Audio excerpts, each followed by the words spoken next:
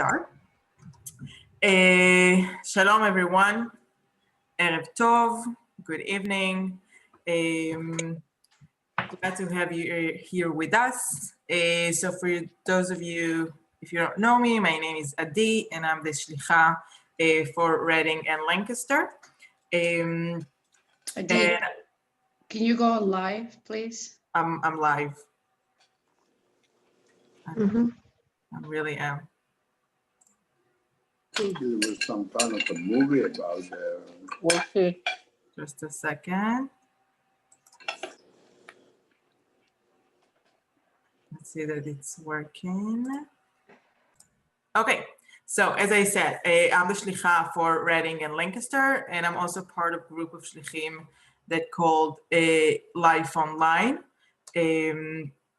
For those of you who came from there. So I won't say too much, but so today we have Or Cohen with us. Or is the Shlicha in Rhode Island, and she cleared from her time to be here with us. So I will start with saying Toda Abba. Thank you for joining us and doing that. And I think you will share your story and who you are better than me. So the stage is all yours. Oh, and I forgot to say, if you have had any questions, so we will have time at the end for all the questions. So you can, during the lecture, if you have, write on the chat or write it down to yourself. But if it's like, super important question of, I don't understand what you're saying, what you're talking about, unmute yourself. And yeah, or the stage is all yours. Yeah, so feel free to ask any question. I will answer for anything, just to start. I want to share with you, to begin with, a short video. It's 2 minutes and a half. As you can guess, I kind of like a famous in Israel. I don't really like to say that, but I did a lot of interview for newspaper and TV channels. So I just take some of the parts of the video and combine it for one short video, so it can get you into the atmosphere and to see what is real and what we real do in the Navy and how it's look like, and little bit to compare to, if you know, to the US Navy or to US Army. And after I will start to talk about my story. So just a second.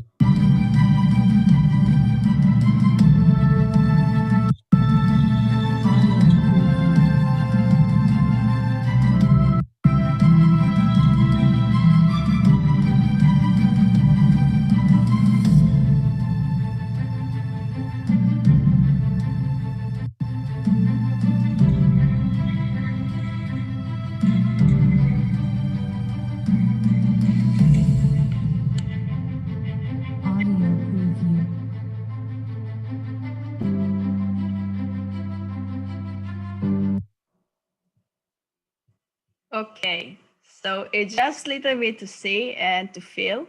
And, you know, like every story, the story is not start and end at the glory and at the great point. So I will take you back a little bit in my history. Is only 29 years old, but I would love to share with you some stories. Some stories from my childhood, from my family, from the village that I grew up in Israel. Some stories that each of them I get a lesson to my life that, in my opinion, is bring me so much power after and to be and to do what I did. So I will start to share my screen so you can see.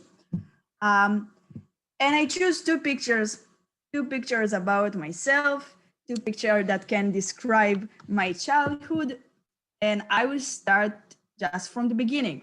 So my name is Or, as like the introduced me, and I grew up in Nitzane Oz. Nitzane Oz is a moshav in the center of Israel. It's mean the moshav is kind of like a small community. I mean, not small community like a temple, like 300 or 400 of families. Small village is around 50 or 60 families.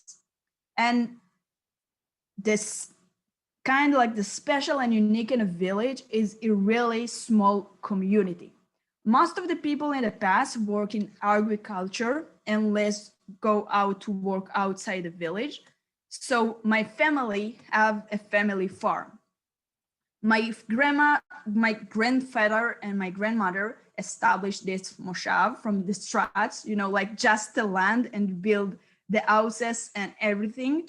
And my dad just grow up in the moshav. And when he get married with my mom, they moved to the moshav. And that is the only place that I live.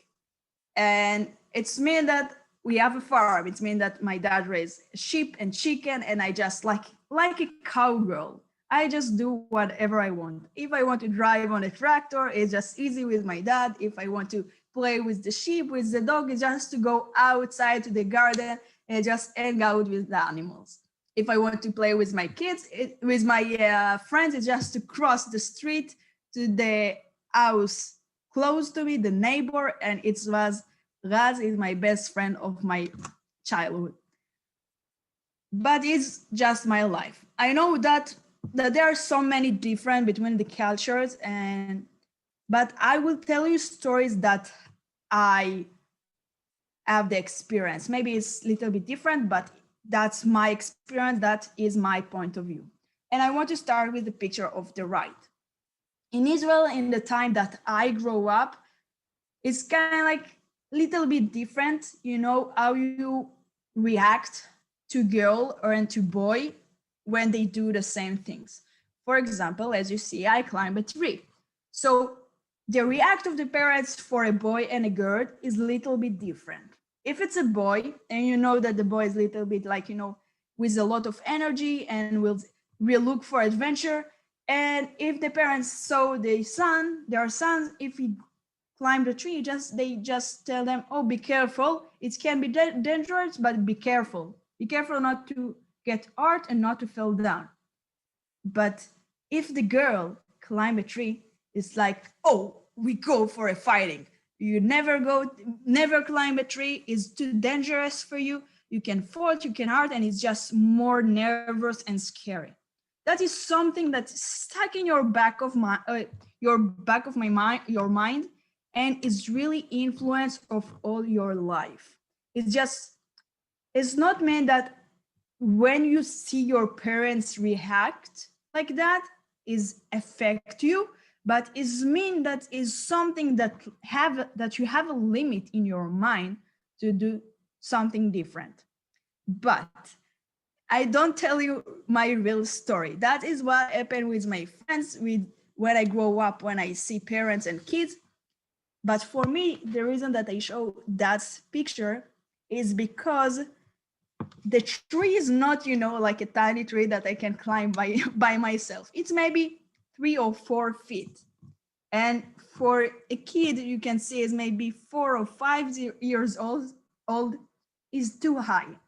And the person that helped me to come to this picture because she was really, really crazy about pictures of us with flowers is my mom. And when your mom, your parents help you to come to this place is kind of like one of the best lessons that I can study in my life. It means that it's okay to climb a tree. There are no limit. It's not too dangerous. There are no cliff if I will climb the tree. That's true. I can fall down. I can get hurt. It will be, I get some pain for once a while or for a long time, but it will over. You know, the sentence in the Jewish, until the marriage, it will over. But it will over. And it's just teach me a lesson. She teach me a lesson that no matter what I want to do, no high I want to climb, I can do that. Sometimes people will help me, and sometimes I can fail, but I have to keep doing, and I have not to give up. And that is one of the first lessons that I studied for my mom. The next picture, I want to ask you a question before I explain that. Just take a moment to think about it. What is the difference between the costume? We after Halloween, before Purim. It's not matter it's if the costume is for Halloween or for Purim, but what is the difference between costumes for boys and costume for girls? If someone is brave enough to think or just to share, please unmute yourself and share with us. Perhaps princesses on one hand, Star Wars on the other. Okay, thank you. I think that you assume that that's a boy. In the picture? Yes. No, that is me, but I will tell you the story after. But because of the way you're dressed, people assume it's a boy. That is option. That is maybe something that affect me. I never think about it, but I will tell you my story and more stories that maybe it will, connect to each other. But try to think about if I will take the same costume, for example, doctor or astronaut, and I will go to the section of the girls and I will go to look it for a section on the boys, what will be the difference? The same job.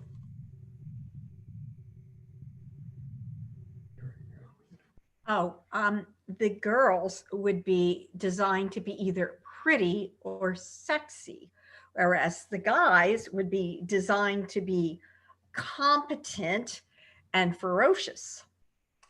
That's true. And that is my point. The girl's costume designed to be cutie and sexy from young age. And the boys' costumes is more realistic. And for me, as a kid in Israel, that we celebrate Purim, I can't compare it to Halloween, but for me, Purim is one day at every year that I have the chance to make my dream true. If I want to be an astronaut, I will dress as an astronaut. If I want to dress as a professional soccer player, I can do that. For one day during the year, I can just make my dream true. And when I want to dress as a soldier, I don't really remember why I asked my mom to dress as a soldier. I can assume that the narrative in Israel is that the soldiers is around. And I think if I just will calculate my age and the time is the time of I think it's the second intifada. So it means that in my village, there are a lot of soldiers around because we're close to Tulkarem. So I assume that is the reason. That is kind of like, for me, they look like superheroes that I want to dress one day at here like them. And when I ask my mom to dress as a soldier, she don't take me to the girls section at the costume store. She take me to the boys. And the reason that I study from that lesson is that no matter what you want to achieve, you have to do that as it's real. And for me, if I dream for one day to be a soldier, I will do as a soldier. And I guess that if they are the same, costume as a soldier for a girl, maybe I will dress that. But the girl costume, that costume of a soldier, is not look real. And for me, it's just like a fake. It's a fake dream. And I just want to make my dream true as it's real.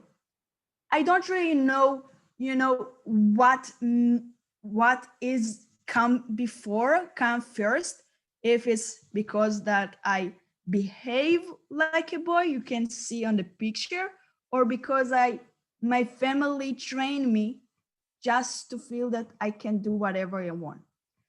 Another story. In Israel, in the time that I grew up, and now it's worse. If you play soccer, if girl plays soccer, it's kind of like unusual. Maybe I play soccer with my friends in the moshav, in the school, and I was the only girl at school that plays soccer. And in Hebrew, it's very clear when you hear someone that asks you or call you, if he call you as a girl or as a boy, you can recognize. And I hear it a lot of time. I hear that, so I can remember. I remember the feeling that one of the kids in the school, I don't really sure who is it, I just really remember that it was couples time, that they asked me to stop play soccer as a boy. And in Hebrew, תפסיק לשחק כדורגל. And they call me as a boy. And I really remember the feeling that is make me so angry. I don't really know what is the feeling, but I know that I am a girl and I'm really proud to be a girl, but it just make me so angry. And from that point, I study that I have to be perfect in everything that I do, everything. Because if I will be perfect, there are no reason for anyone to say something to stop me play soccer. And if I will be a perfect, everyone will want to be in my team. And that is one of the lessons.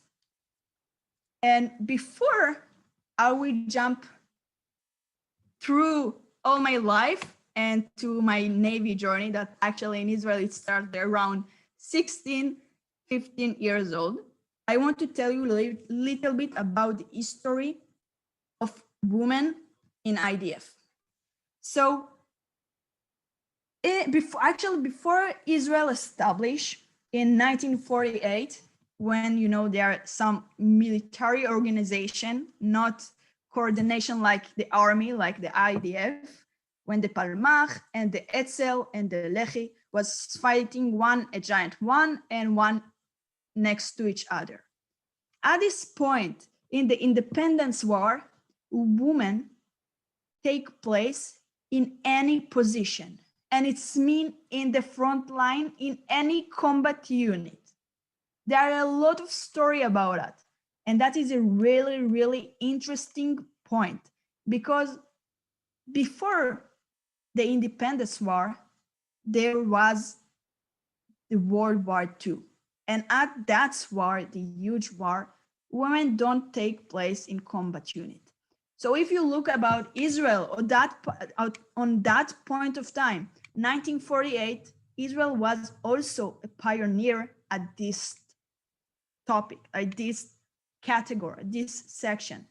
But when the Tzal established around 1950s, Ben Gurion established the Chel Nashim, unit for a woman. And from that point, women don't take place in combat units, didn't take place in the front line. They only was in a job like logistic, instructors, medicine, but not medicine, just, you know, to take care in a battle, and everything just to support the army, but not in the front line.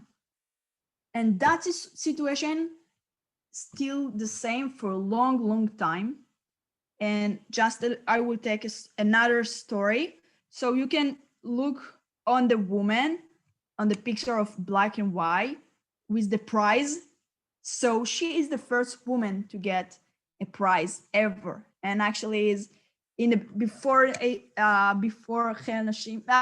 Sorry, is after the Chel Nashim, but is really inspired that also because all the security situation in Israel, you can, you know, deal with emergency situation all over the country, and not only in the border. So the situation that she got that award is in a base, actually in Air Force base. One of the helicopter gets attacked, and she just ran into the fire to pull the pilots and to give them first aid. And for that behave, she get the prize. And thanks God, the pilot, I don't know if he lives right now, but thanks after air treatment, is still alive. And that's really important to just to keep in your mind that no matter what, we can find the way to fight. We can find the way to give what we can get, what we can give. And long time after, I mean, from the 1952, that is the time that this attack was, to 1997, we over to the big circle, Alice Miller, and her story is really, really interesting. She was a pilot. She get the pilot's lessons in South Africa, and she make aliyah to Israel. And she asked the IDF if she can draft to pilot course. And they just ignore her. And after a lot of asking, she just try to find the answer, and they tell her that she don't have the chance to draft to the pilot course because she is a woman. And she did something that changed all the woman life in Israel. She just decided to ask for the High Court of Justice in Israel to change that decision. And after that, the High Court of Justice in Israel decided to change the policy and open the pilot course and the Israeli Naval Academy course and more combat unit for women. And just for a review, Ora is the first female naval officer. You can see in the left of the screen. And Or Ben Yehuda, she was in Karakal, a combat unit in the army, and she get the achievement also after a terrorist attack in the south border. So until today, during the time, there are more and more jobs that open for women in IDF. And today, I think it's around 86% of all the jobs that open for women. And for that story, I will jump to myself back. I study about Alice Miller. So in the beginning, I think I thought I will be a pilot, but something in the middle will change. And after I tried to find what I did, why I can get the pilot, and I just really remember that all my life, and I trained to be a pilot.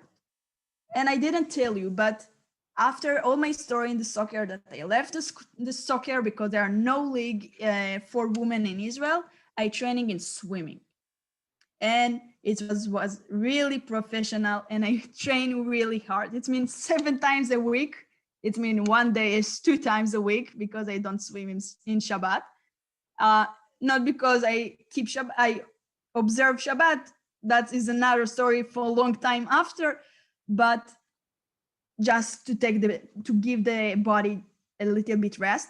So I practice 7 times a week, and I competed in kind of a lot of competition, maybe 2 competition each month. And I get some achievement in Israel Championship, 2nd place in 50 butterfly, and 3rd place in 50 freestyle. And at that point of every teenager in Israel have to decide, which unit you will be in the army. And is different, like, United States, like the teenager in high school think, oh, which college I will go. So we decide which unit for us is the same comparison. And for me, it was really clear, I will be a pilot. And after my first test in the IDF, and I didn't get the high score that can let me draft to the pilot course. And I tried to find different unit. And I remember myself that I write a letter. This is in the time that we don't have an email, but I write a letter. We have a printer, thanks God, but I write a letter and send them to the army. And I ask them, I really want to be in the Israeli SEALs. That is really interesting. I never know that is not open for women, but I try because I study about Alice Miller and everything is open. So I write them a letter and ignore me the same like Alice Miller. And I write them another letter and they ignore me. So I send a fax and I get for a situation that I send a fax one each day until someone will answer me. And I remember that they ignore me. So I just think, oh, if I will call them, maybe someone will answer and give me the answer that I'm looking for. And I call them and I ask them if they get my emails and they say yes. And I ask them, so why you don't send me, the test for the Israeli Navy SEALs? And I say, oh, honey, but there are no women in the Israeli Navy SEALs. And it make me so angry that I just hang out the phone without to say goodbye and try to find different thing. And when I try to find what I want to do in the army, I'm look for something close to the water because I'm like a dolphin training 7 times a week in the water, and something challenge and something to lead people.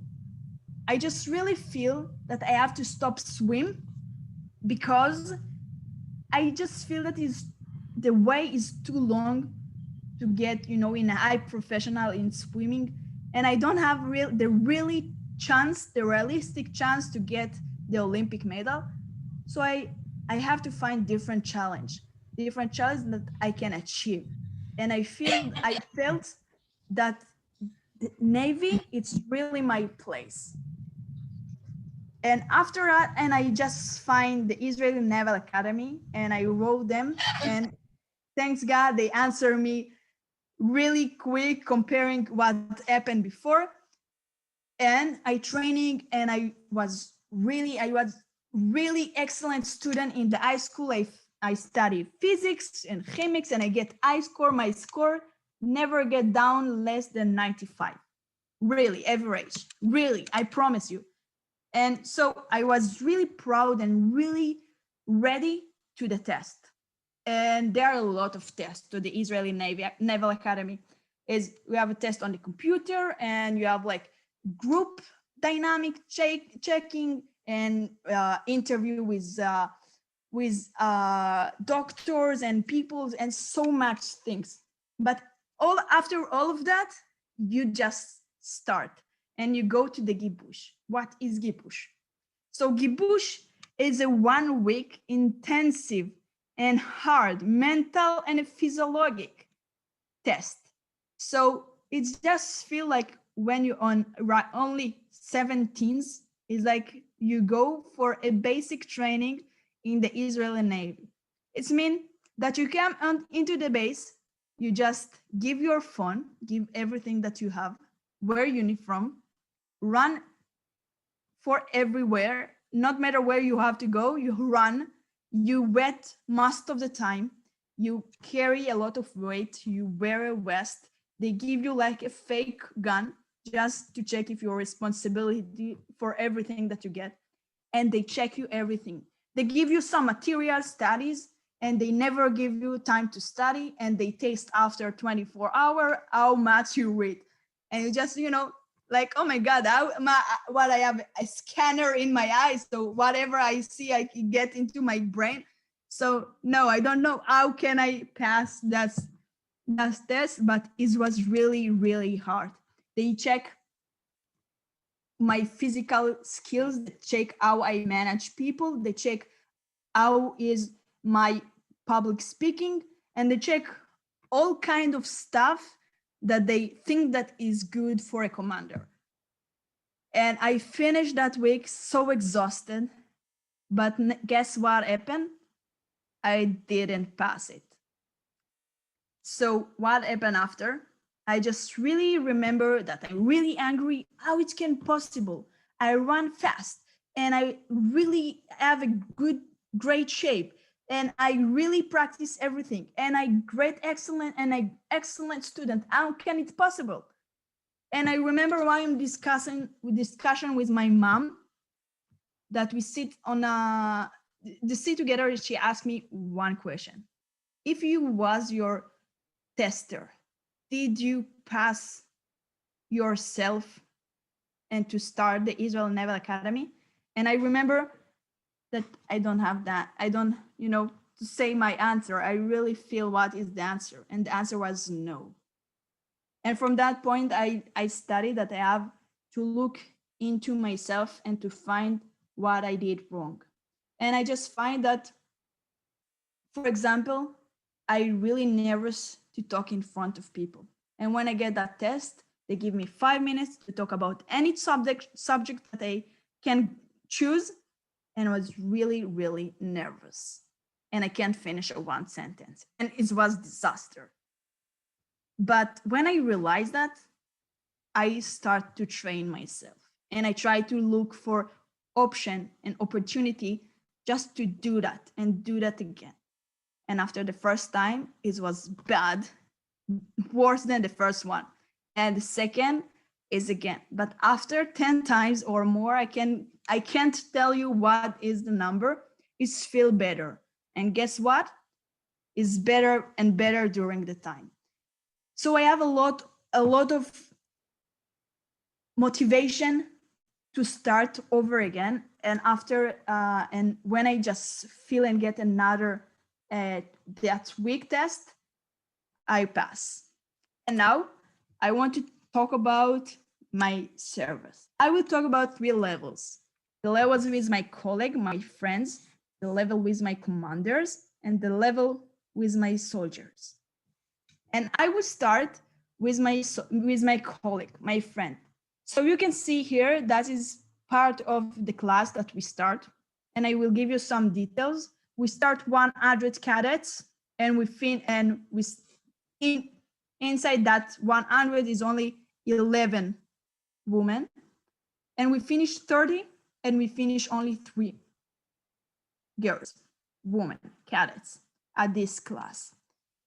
And with my friends, that now I call them my friends, it's kind of like we pass kind of like a journey together.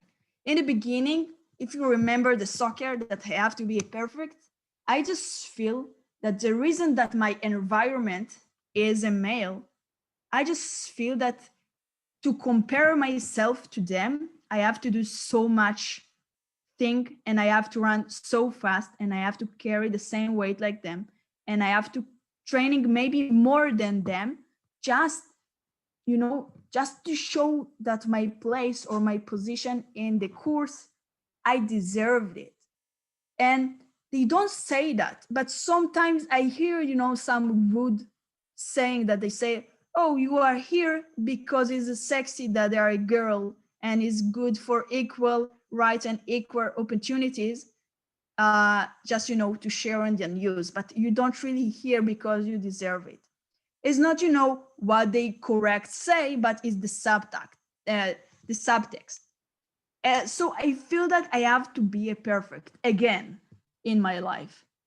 But when you run to everything and you're on like a test 24 hours 7 days a week, and actually for 2 years and a half and 6 months, that is how long is the course. And after 1 month or 2, they just really see they really saw me as me. They saw that I really work hard. They saw that I really try to be them friends, and I try to help everyone no matter what. It's mean also if I sleep less or if I don't have enough time to eat, but they saw me as me. And from that point, it's changed the relationship with them, as it's kind of like we are the same. We on the same boat. And I will over to stories about my commanders. So I finished and graduate on 2012, and my first job was in a mastership, a tactical officer in a mastership in Israel. Mastership is a battleship, maybe 180 feet. If I compare, I always comparing the units. So it's 180 feet. And it means 60 soldiers on a board, 10 officers. I was the only one on the mastership. And I remember that in that point we graduate the course and go to the mastership, but it's just the first. It's just the first journey on the Navy. After there's so many and more positions and jobs and ranks that I really wish to get all of them and to get, up on the pyramid of the Navy. I'd never accept to be the Navy chief, but I always look to my next job. And I remember that my commander catch me once and tell me that I'm so soft with the soldier and I have to change my behavior.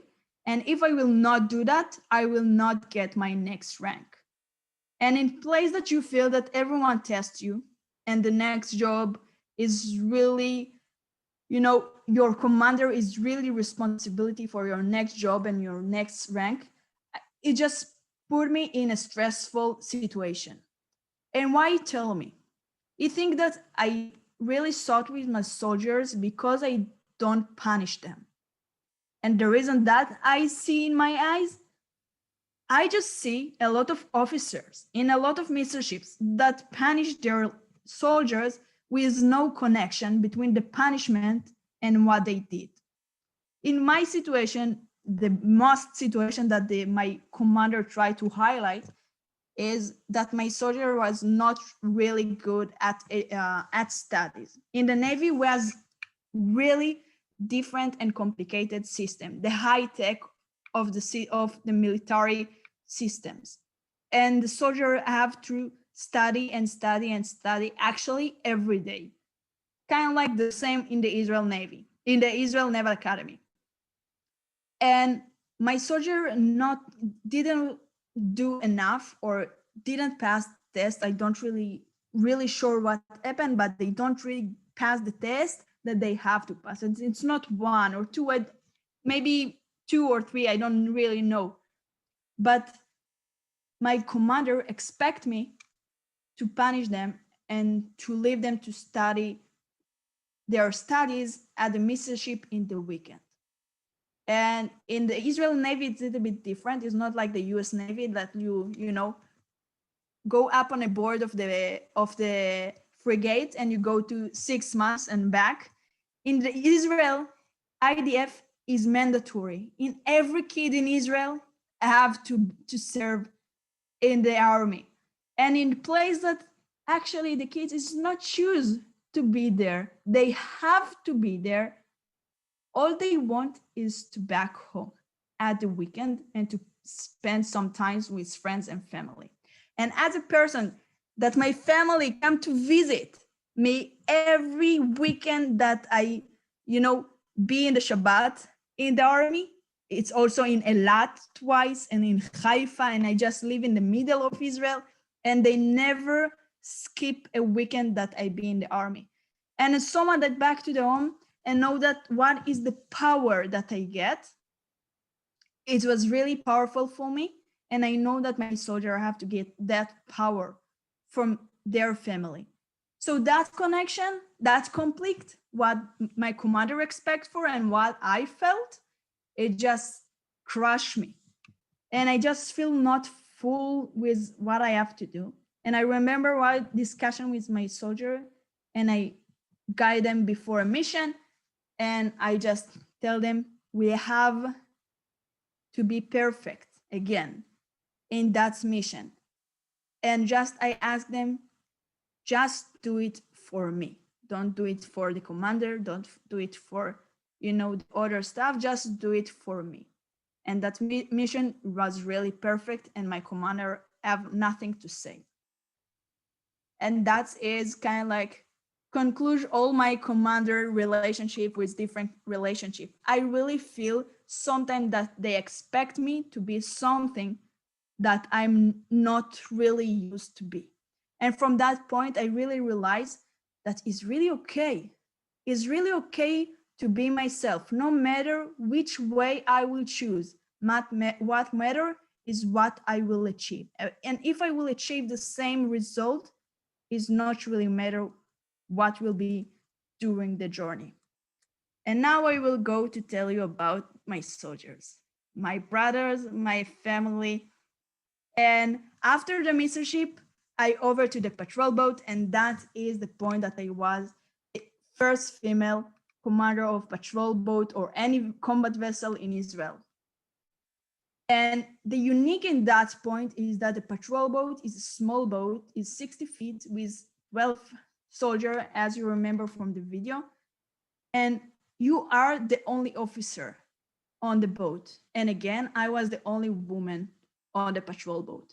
And the reason that I was the only officer and the head of the boat is give me a lot of freedom. A freedom that I used to build my bubble into the world crazy. And whatever I try to build with my soldier, like friendship, friendships and respectful connection, that's work.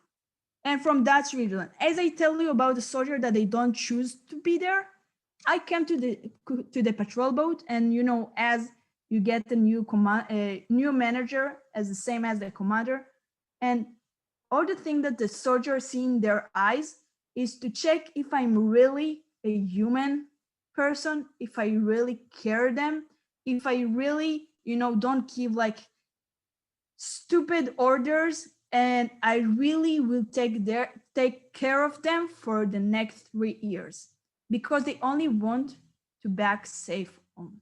And after 1 week of a lot of training, they check me and I check them.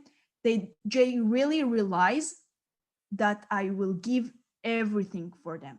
Really, I can fight with my commander, with screaming. I can fight with different commanders. I will do everything for them. And they know that. I don't just say that. And for me, when they saw me fighting for them, they respect me. And when they respect me, they will do everything for me. And that is what helped me to build the small family. I don't say that we are a crew in the army or they are my sailors. They are my really little brother that I never had, because I have only sisters. And that picture is really important for me, because it's kind of like a volunteer in agriculture in Israel in a Sunday, but is my farm. And that is the connection between my family and my Navy job that came together and build a bigger family than before. And I really, really love each of them, and I really keep touch with each of them. And I think that the bubble that I build, it just gives me more and more power to do more, as I did before. And I give more, I get a lot of respect, and I get more. As I give, I get more, and it's bringing me more power to give more and to get more than before. And just some picture that you can see here, some of my some of my sailors in a mission on the ocean. And for me, I want just to discuss a little bit about that picture. That picture is very, very important and powerful for me. You can see some of them with green uniform, some of them with khaki, and some of them with casual. And for me at that point, that is my last mission in the patrol boat. And it's really important for me because when I leave, I know that I make a family. No matter where they are, if they just finish the duty, they go for a different job, or they still in the patrol boat, we still as a family. And before the COVID, I always tell that they on different places around the world, but with the COVID, they back to Israel. And also if they was in Australia, New Zealand, India, East Asia, we keep touch and send picture to each other, and they always bring a smile to my face. And that's here more pictures. And I just want to finish before I will open it for a question. That is a really powerful sentence for me from the movie Wonder, if you know. As I tell you, sorry, I always feel that, you know, the society expect me to be something that I am not. And if I will ask you to take, sorry, to take one thing from my lecture, is don't try to copy yourself to someone else, because everyone brings different things for the world. And just listen to your heart and to your gift from God, because that is the reason that you can achieve any dream of you and you can really stand out.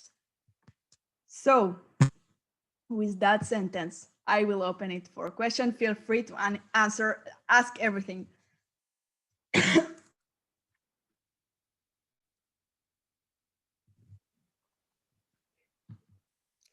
Nothing?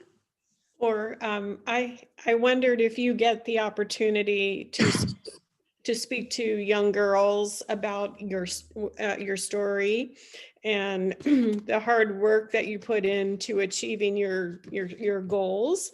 And I just wondered if you've, because I think that would be just fabulous if you could talk to young women. Yeah, I used to do it a lot in Israel in high schools. And actually, I'm really glad that I have the opportunity to work with girls' organization in Israel. In Israel, there are a lot of non-profit organization, and one of them called Shavot. And the goal of them, the goal of Shavot is to educate young girl about that skills and to try, you know, to change the society from the bottom, to change with education. So I have the chance and the honor to work with them. And I opened one group here. It's a mentoring group, and is a like mentoring and leadership group. So I opened it last year in Boston, but the COVID stopped us in the middle. And now we offer workshop for family and girls.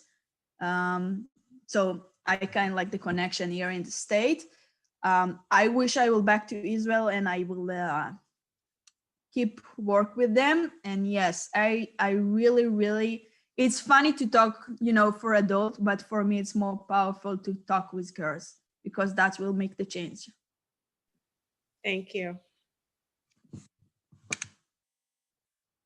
Feel free to ask everything. I'm curious at how long you were commanding the ship that you were on, and how long was your service altogether? So I supposed to command of my my mission ship, my patrol boat for 8 months, and I asked to do it longer, so it started to 1 year, and after I just finished after 1 year and a half.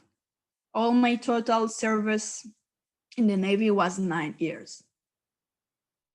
And I finished lieutenant commander in the Navy compared to major in the Army.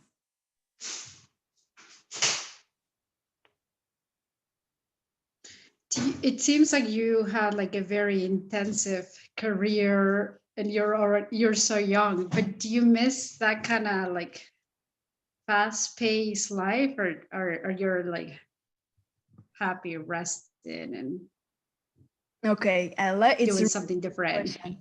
It's a really good question that I also have a journey with that. I really left my patrol boat, I will just, conclude my patrol boat with a lot of power. Power that I feel about myself, power that I get from my soldiers.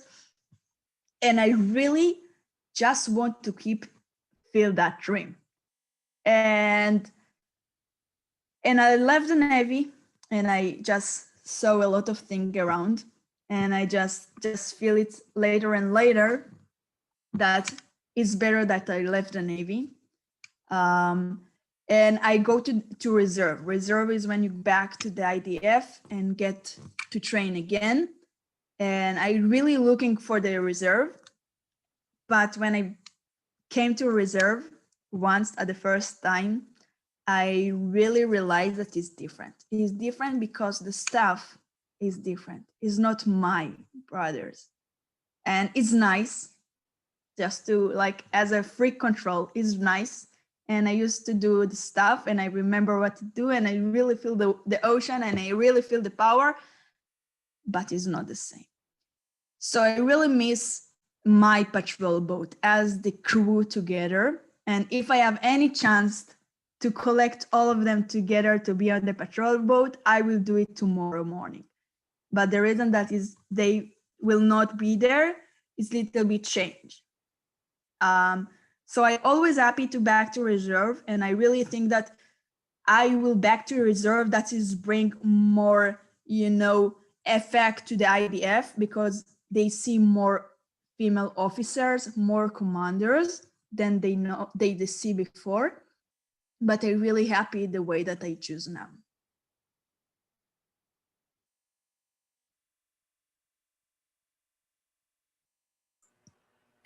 Do you know to say how many females commander there are now? Like after you did, like how many there are now? Two. Yeah. 2 after me. Yeah. And they're still on duty, or they're also finished their service? One actually on duty on the patrol boat, and one she got a position in the Israel Naval Academy job after. Yeah, the amount of women in the Naval Academy is just really, really small. So you can guess how long is to get after, because the job of to be a commander of a patrol boat is not every not every naval officer will be a commander of patrol boat. Is one of different positions, and is really a great and high level than the other, in my opinion. Some people will think different than me, but if each class or each 2 class there are 1 or 2 female that finish, and they will not get to be a commander, you can guess how long it takes just to find more.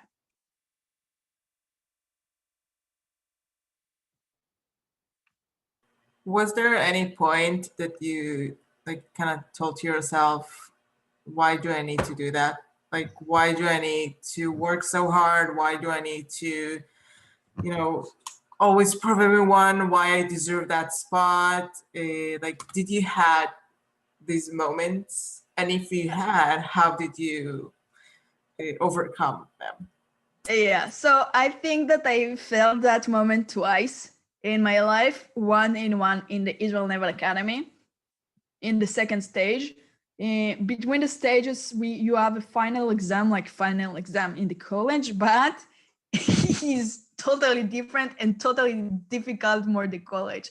It's just you in front of a committee, they ask you different policy and different situation, and you have to deal with it, and it's with a lot of pressure. So I didn't pass 3 times, and it's mean that they will check if I can keep going and to try to get another test, the 4th one. And at this point, I just feel what I'm doing for myself, why I have to be in that bubble of pressure, and just why, just the question why.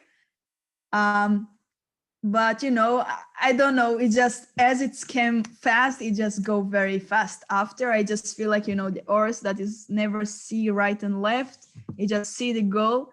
So when I finish to say that sentence in my head, I just say, oh, you are so stupid. How can you think why? There is a why to finish, to graduate, to be a commander. And just it was to graduate the Israel Naval Academy. It was really glorious. It's really my dream. As I tell you before, I really dream to be someone important, someone that I really do something. So it just passed very, very quick. And the second time actually is the reason that I'm here and not in the Navy. For someone that asked me if I still in the Navy, no, I'm not in the Navy. Thank God I'm not. Is enough. After 9 years, enough. So my last year in the Navy was really complicated and really hard for me. And it just put me a lot of pressure and a lot of stress. And I signed another 2 years. Every naval officer signed for 7 years, and I signed after this 7 for another 7 years. So it means until 2024, I have to be still in the Army. But I break that agreement because I feel that the last year was really disaster. I feel so bad, and I don't really, I can't say that there are so many things that I try to do and I'm not success, and so many things that I try to do, but I don't have support to do that. And I signed for a program to be a commander of missile ship, the big battleship that I tell you before. And right before my training, the Israeli Navy chief decided to stop me and stop my training. And I don't really realize why. After 8 years, they just say that I'm not good enough. And in place that I feel that they don't trust me, I just feel that I have to leave. And all that last year, I feel so pressure, and I really was nervous, and I was really hungry about my family and my friends. And I just wake up at the morning without a smile. And in a place that I'm not happy to do what I'm do, I really realize, and I really ask myself why I do that for myself. And from when I realized that, I just left the Navy. So do you think they push you to live? Like they make you hostile, like environment so you could? I don't have the real answer. I do think that there are a lot of politic in, you know, the Navy chief to decide if to let me keep training or not. I don't really think that my, you know, direct commander pushed me to kick me out.